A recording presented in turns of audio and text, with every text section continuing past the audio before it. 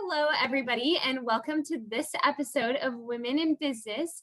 Today, we have an amazing advocate, social entrepreneur, pageant title holder, and future lawyer, Averie Bishop. Thank you for being with us. Yeah, of course. Thanks for having me, Caitlin and Neha. Really appreciate it. So we obviously know that you're an extremely accomplished young woman, but could you tell the audience a little bit more about yourself so they can get to know you? Sure. Yeah. So my name is Averie, and I am a first generation law student turned accidental viral content creator. So I majored in human rights and sociology throughout undergrad. I went to SMU here in Dallas, Texas. And around 2016, during the presidential election, when the Trump administration went into office, I told myself that I would run for public office within the next 10 years. So not only am I a first generation law student, I'm a content creator, but I have also filled out my paperwork to run for public office in 2022. And I'm really excited. I know, right? I know, so many things happening all at once. But depending on how Miss Texas goes, because I'm also Miss Dallas 2021 or 2020, I don't know. There's been a lot of holdovers with the Miss America organization right now. But depending on how Miss Texas goes, I will be running for public office in 2022. Oh my gosh, that is so exciting. What office are you planning on running for? So it's not like the US Senate or Congress. I'm starting off with the City Council of Dallas, and I'll be running for District 14, which is where I personally live here in Dallas. I think it's just going to be a very great way to experience and just throw myself headfirst into something that I really want to do with my life. I kept pushing it off, giving myself deadlines, perhaps like I'll run when I'm 35, but I told myself, why not now, right? What is there to lose? Yeah, and I just know if you're elected, you would do an amazing job serving your district. Yeah, we'll see. Knock on wood. I really am just wanting to do it to get that experience and to see how everything works in that political process. So. That's really amazing. I know Caitlin actually wants to run for public office herself. So as you should. Yeah, you're an amazing inspiration for us. So you mentioned that you're currently a first generation law student at SMU, which is really impressive. What attracted you to that field, and what type of law do you want to practice? Yeah, so just how I previously mentioned, I want to run for public office at some point. I knew that staying at SMU, since I did my undergraduate there, it would make a lot of sense for me to stay at SMU for law school because I could build that network I need to run for office here in Dallas. I didn't want to go to places that I got into, for example, in California or New York, because I knew that at some point in my life, I'm going to return to my roots, which is North Texas. I grew up in a very small town. It was predominantly white, and 95% of everyone, right, spoke English, had a Texas accent, wore cowboy boots and cowboy hats. And I felt sometimes very pulled away from the community. I didn't feel like I fit in. So I quickly met other my mom is Filipino families in North Texas where we connected.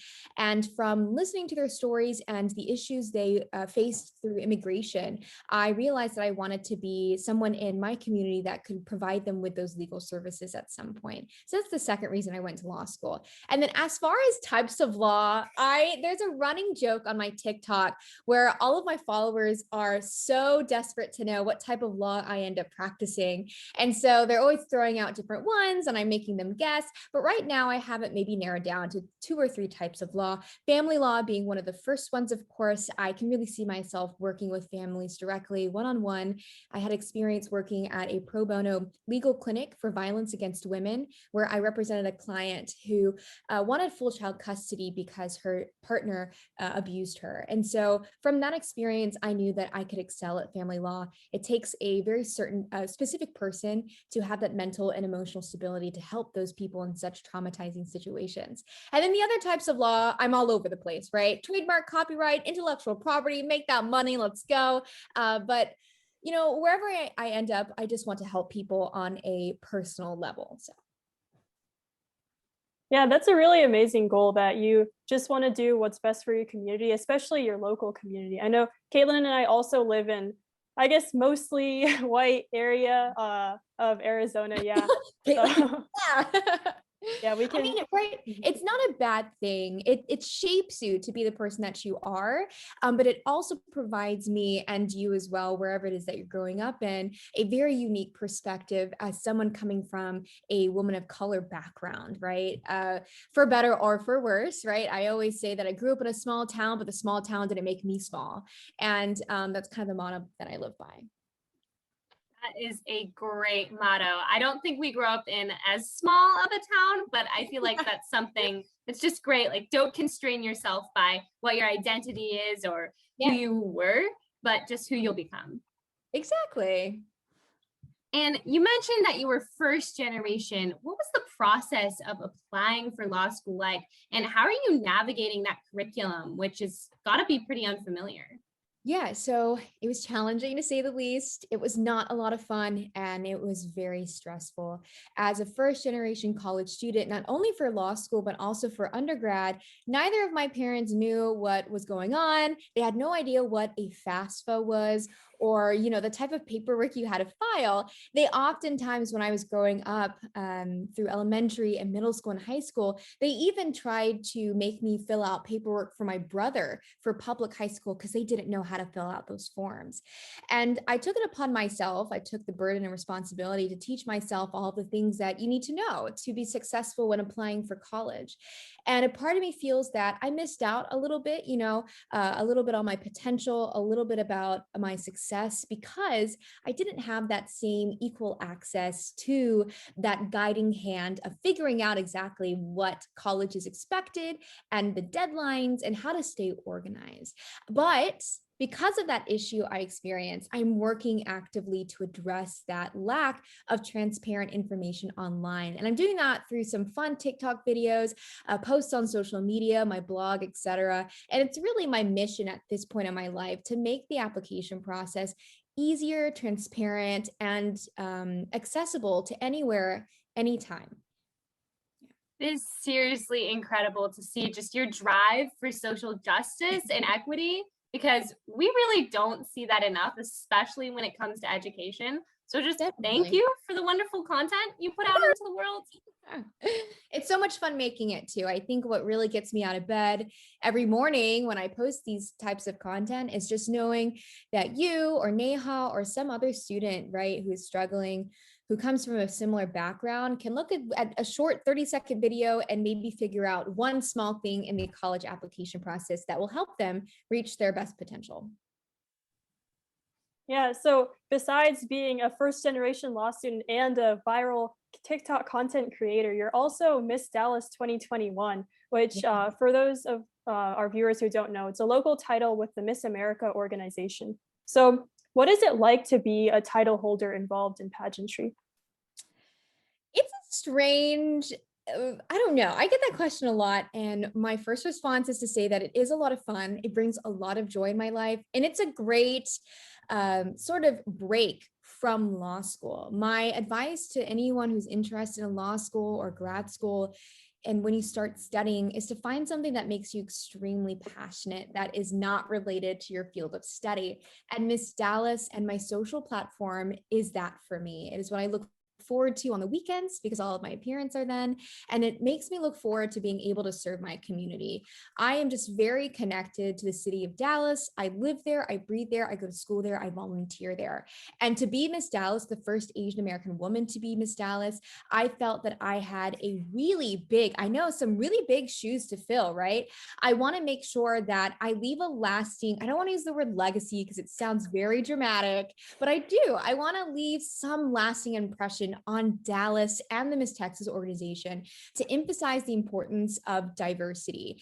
There's just a lot of racial tension and socio-political issues right now, especially in my community, the Asian American community, and my platform helps to address that. When you compete in Miss America as Miss Dallas, you have your own social platform. Caitlin knows this very well, and you sort of use it as a means to be more involved in your community and to impact people in a personal way. And mine is unity through diversity. It's multifaceted. There's so many different initiatives under it, but the mission is very simple and clear, right? Empathy and education is what's going to address the root cause of racial tension and issues. And that's what I do as Miss Dallas. I do that by hosting panel discussions with community leaders, judges, politicians, and lawyers. I host multicultural festivals.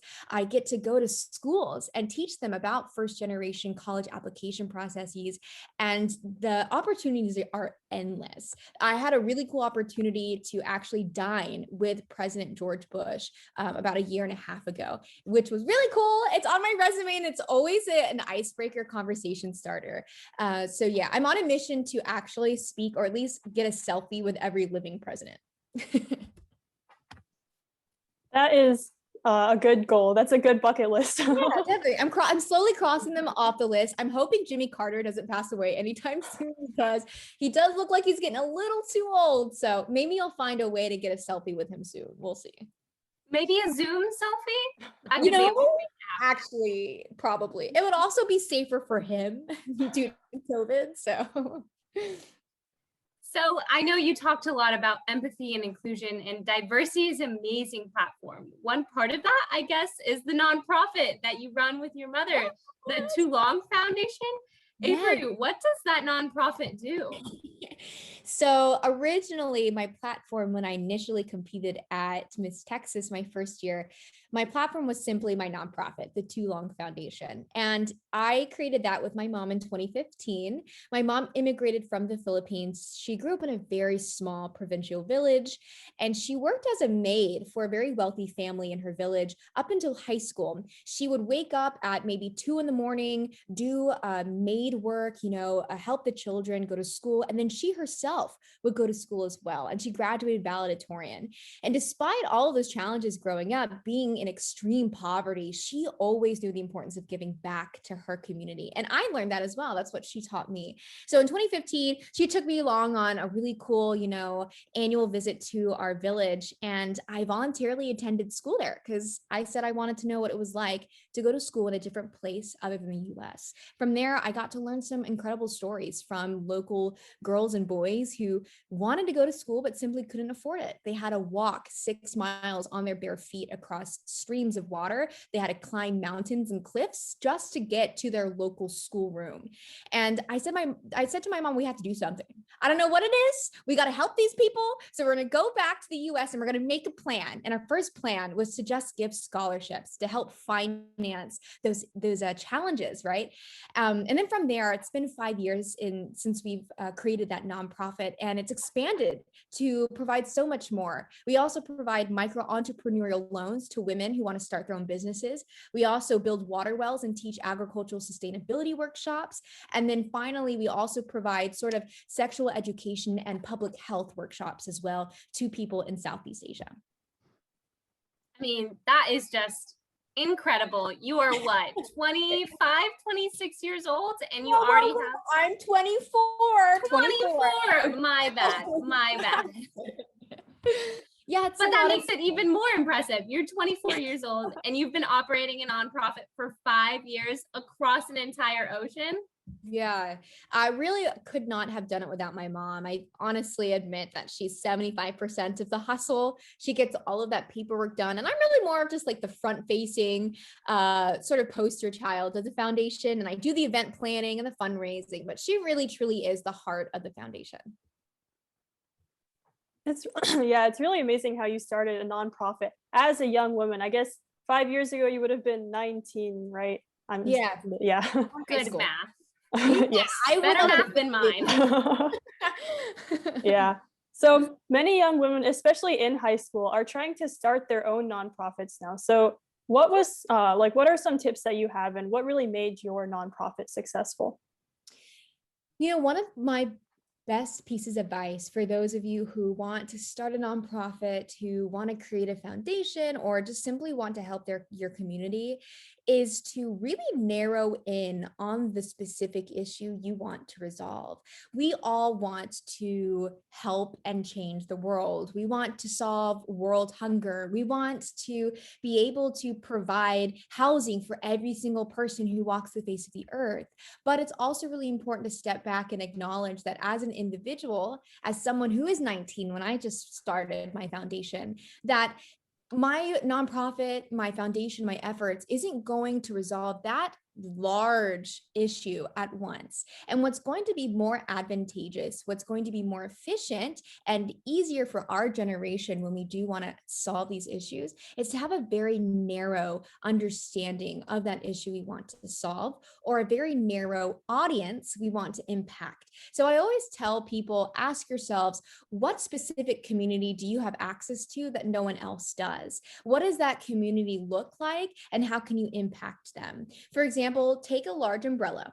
If what you want to do is solve world hunger, ask yourself, is there a community here, wherever it is that I am, that is a little bit smaller, that I can impact directly, that is close to home? And so then it kind of makes it more tangible to make that impact. Rather than saying, I want to solve world hunger, I'm providing solutions to a community directly who is experiencing hunger right here in this particular community that I live in. That's my biggest tip, right? Go from a large issue that you want to resolve and then narrow into a very specific audience or community that you want to help. Yeah, that's really great advice. Caitlin and I, as we're trying to do our own startup nonprofit, a lot of times we want to help everyone in the US or just help girls all around the world, but we actually have started doing things locally in Arizona. So that's, nice. Yeah, that's really great advice. Of course. And you just came up with the best way to solve the world peace pageant question. Oh, did I really? You cracked the secret. Yes, I hope I get best in interview. Thank you very much. We will definitely be rooting for you. And I think your shot is very good. We'll see. Knock on wood. I don't know. So I guess to top off your entire list of accolades, you are, as you said, a viral content creator. You mentioned it was kind of by accident. How did that even happen? Well, like anything on social media, you can't really predict virality. You can't really predict when something is gonna explode. And that is what happened about 8 months ago. I picked up TikTok at the peak of the pandemic when we were all starting to do virtual school. I had a lot of free time. I was bored, or I may just have been distracted. And someone told me, Averie, you really should just download TikTok. There are niches on there that aren't just dropping it low, throwing it back. There are also people there that are teaching and making innovative content that a lot of older generation individuals can learn from. So I was like, okay, might as well try it out. And I initially downloaded it and started sharing my story, right? The challenges I faced, what my day-to-day looks like as a law student, how to navigate the law school application process, what to do and what not to do. And I threw in some pretty funny skits as well, because I like to have fun.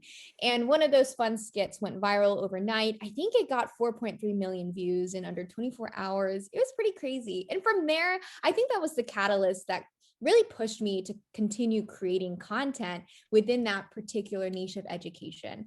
And so 8 months later, I'm about 220,000 followers and 12 million likes. I am also part of the TikTok Educational Learning Initiative, the ELI, which was created to help provide more educational content during COVID-19, because of a lot of students were at home on their phones all the time. And TikTok knew that it was initially an app that had just a bunch of sort of scandalous dancing and crazy funny skits. And so they wanted to make sure that they were also providing informative videos on their app as well. So it's been a wild ride, and I'm just so grateful that I've had the opportunity to share my story with everyone on social media. But of course, that comes with challenges and responsibilities when you get to the point where I am as a content creator. I mean, I am sure, I do not think Neha and I would know how to navigate being uber famous on the internet, but clearly you are doing well for yourself.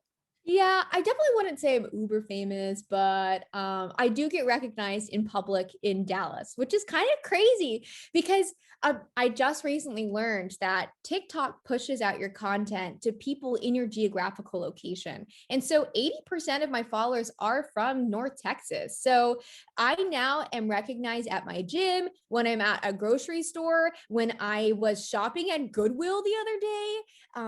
But if you are one of my followers and you find me or run into me in North Texas, say hi, because I do go on coffee chats and small little brunch dates with my followers who want to ask questions and who want to get to know me more. And that is the kind of celebrity we need, ladies and gentlemen. Averie Averie Bishop is the future. You are welcome. We have brought her on for you.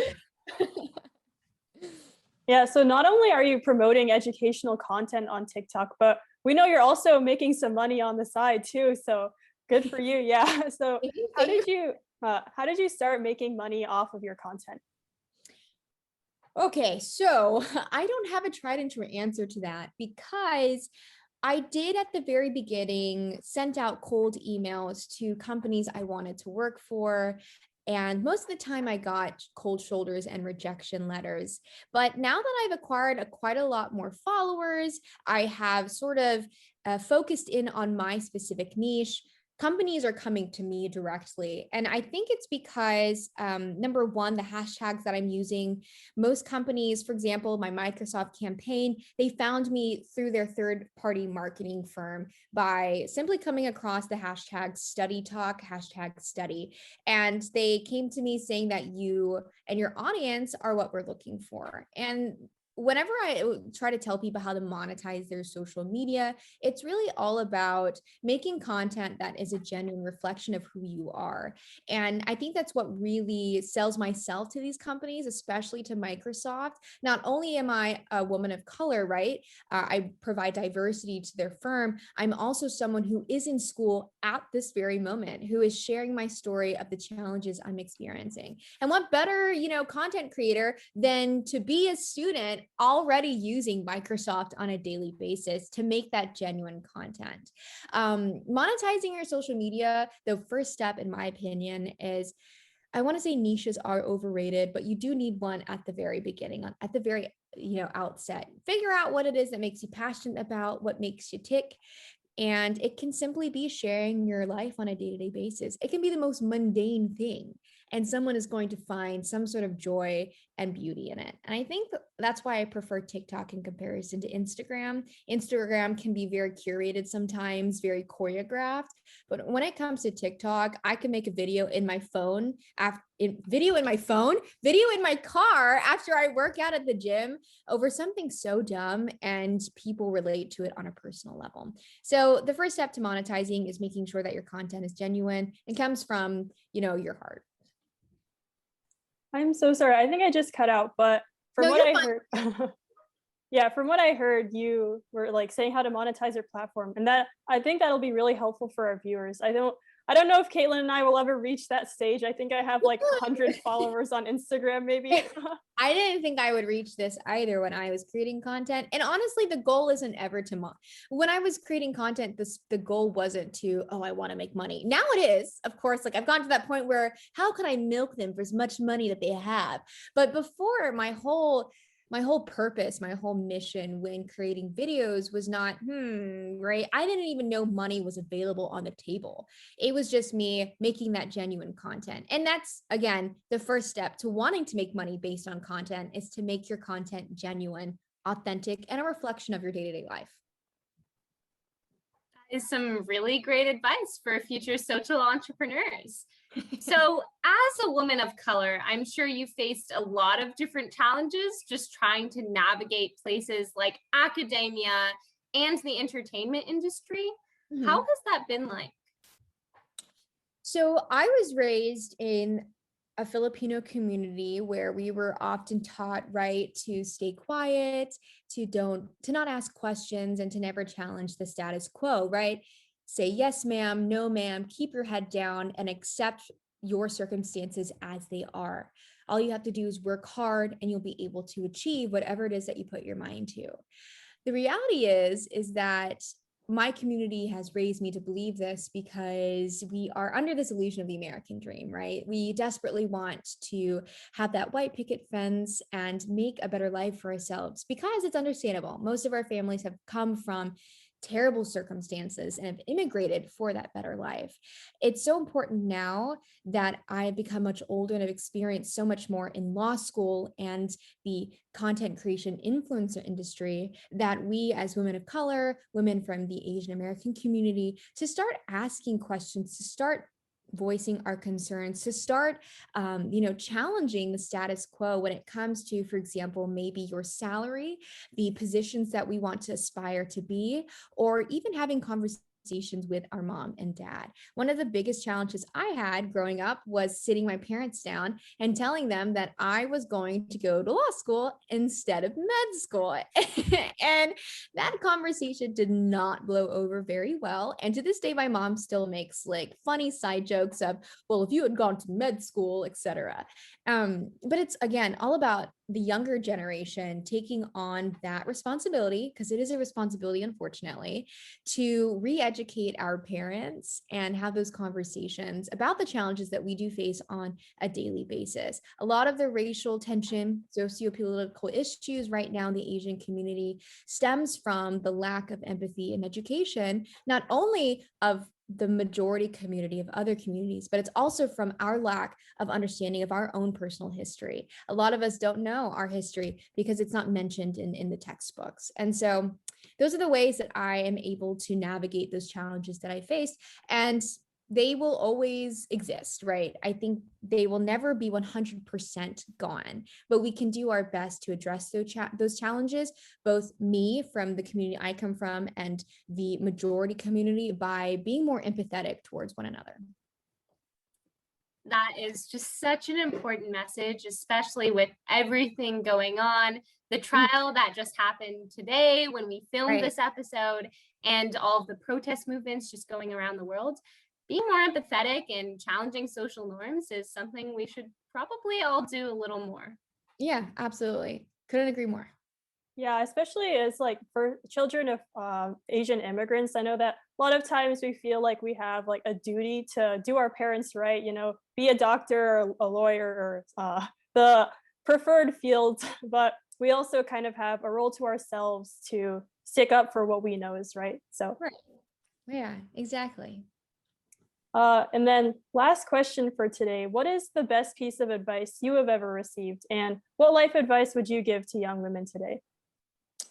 I wouldn't say it's the best piece of advice that I've been given. It's just something that I've learned. And it's something that I've learned through the Miss America Scholarship Organization. And for the longest time, I wanted and searched for a mentor or someone I could model after as Miss Texas, as Miss America, as someone who was in a position that I could see myself in.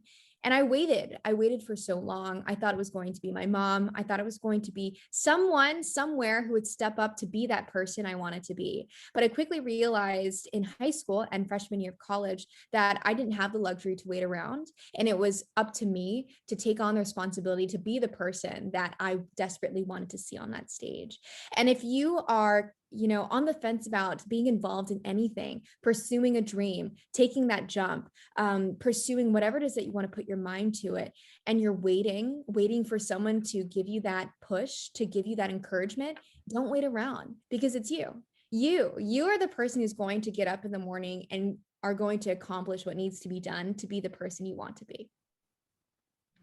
Wow, that was very inspiring. Wow. Thank you. I try. I feel like I can go do anything now. Yeah, let's go. Yeah. I feel ready to take my AP test now. Let's go. Oh, I'm so sorry. Oh no, I remember those. Ooh.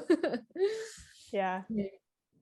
Well, with that last question, we'll start to wrap it up now. Averie, thank you so much for sitting with us today. Caitlin and I learned so much from your insight, and we know that our audience will grow from your advice. And to all of our viewers out there, if you enjoyed this video, please stay tuned for our future episodes and like and subscribe to our YouTube channel. Hey, get those followers.